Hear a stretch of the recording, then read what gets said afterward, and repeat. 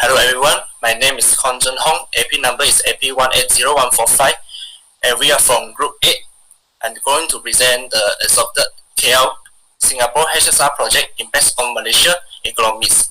And let me introduce my friends first. Dewendi, Karatun, Lareswari, and Kevin. Next, pass to my teammate.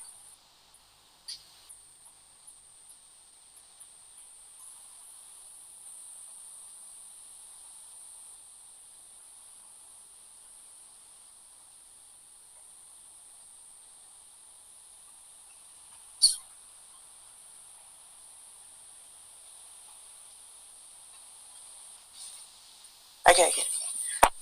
So need to redo or later you cut.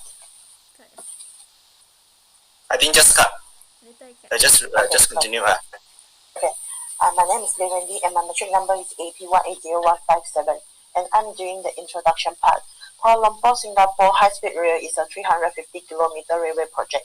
The travel between the KL and Singapore was supposed to be reduced to 90 minutes through HSR project, and the HSR project was started from the Bandar Malaysia in Kuala Lumpur to Sepang Putrajaya, and then followed by Seremban, Melaka, Muar, Batu Pahat, Iskandar Puteri, and all the way to Jurong East in Singapore.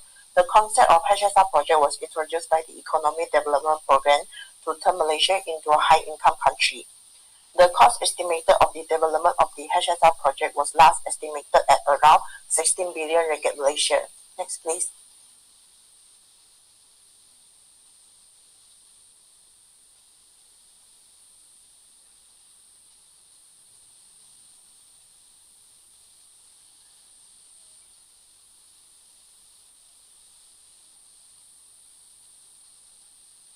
Here is a timeline of key milestones in the HSR project.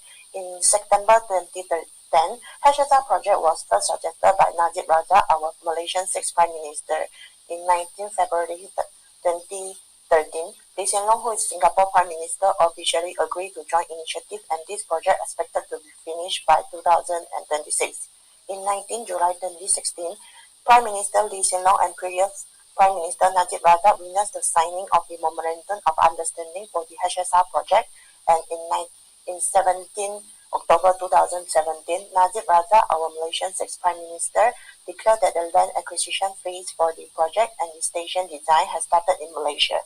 In 23 August 2018, Singapore agrees to put the project on hold at Malaysia's request, as Malaysia pointed to its struggling 1 trillion ringgit Malaysia national debt. Next, please.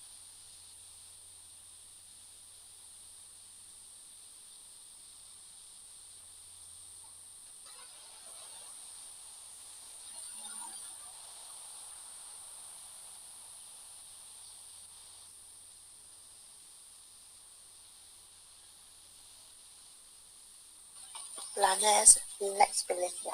In 5 September 2018, Singapore and Malaysia officially agreed to postpone construction until May 31 in 2020.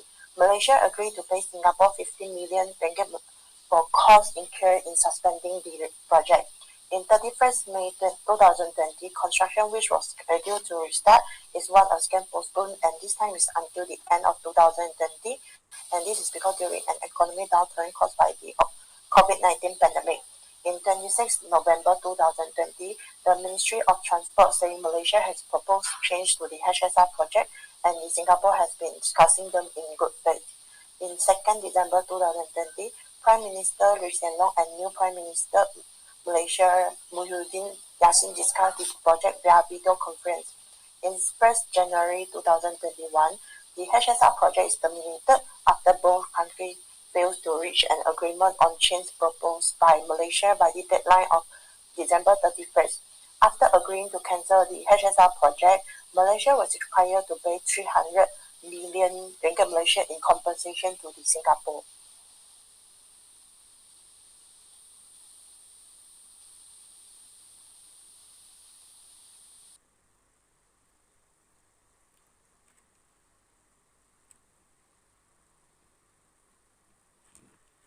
I will continue with the potential benefit of HSR.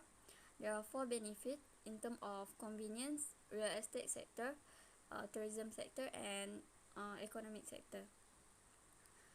In terms of convenience, commuter can enjoy an increased speed of travel between cities, especially cities on the southwest coast of the Malaysian peninsula. Apart from that, there are many more benefits gained from the implementation of this mega project. In terms of the property sector, the first advantage of this HSR project will increase skill transfer, which this project will increase for an opportunity to build expertise. Thus, it will grow manpower in the sector and set a base for the development of the technology. In Singapore, since they not have high-speed rail technology skills and experience.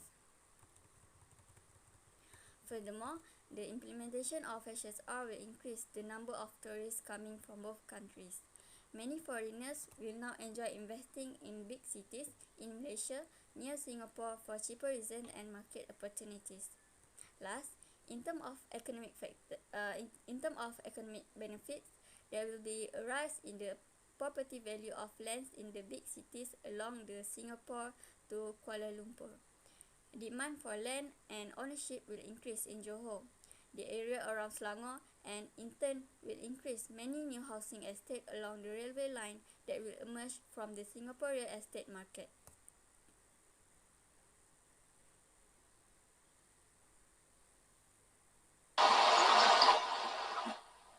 I'm Agnes Shalia and I will continue the presentation for the pro and cons of the cancelling SHR project. First, I will start with pros. First is the high debt of the country can be well managed. Second, the amount of money can use in other relevant projects which involve B14 which is affected in COVID pandemic. Third is an opportunity to make the country tourism more self-reliant, especially to the airport system.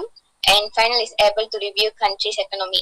And for the cons, first is conflict for the worker that have purchased the property.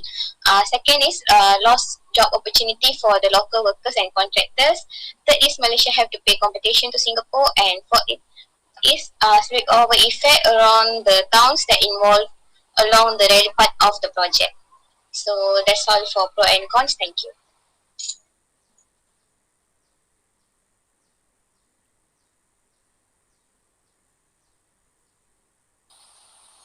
Hi, I am Kavin, son of Balasubramaniam. My metric number is AP180490, and I would like to continue my presentation with the alternative of the project. The alternative to the project is to rebuild existing rail tracks from the HSR method of constructing a new line from scratch. The alternative is more economical than HSR construction because the cost calculated by the Malaysian government is 20 billion ringgit, which is HSR 70% low cost. The new plan is to add a single rail line next to the current KTM double track from Kuala Lumpur to Singapore, from enabling it to operate on standard gauge trains. The standard gauge rails, which are larger than the meter gauge of KTM, enables the train to travel 200 km per hour further. The train would be slower than the HSR that can travel at 320 km per hour, but the cost of introducing is much cheaper and has the same advantages as the HSR. It will take 130 minutes to get from KL to Singapore, compared HSR which could arrive in within 90 minutes. Other than that, the underground train from KL to Singapore is another alternative way.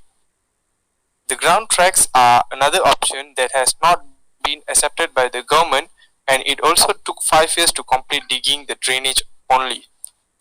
So thank you.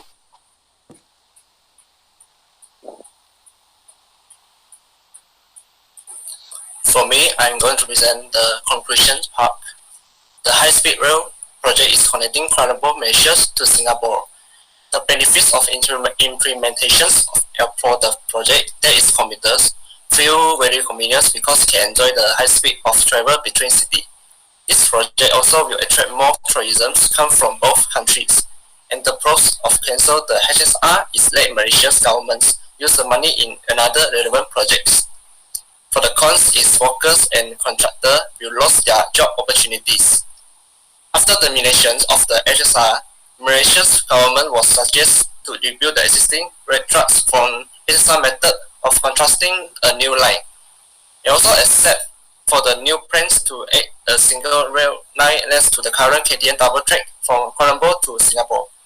In overall, it is not a bad thing to cancel the HSR project, and government was believed that it is necessary to provide convenience for the people to establish a new route on the railway from Kuala Lumpur to Singapore.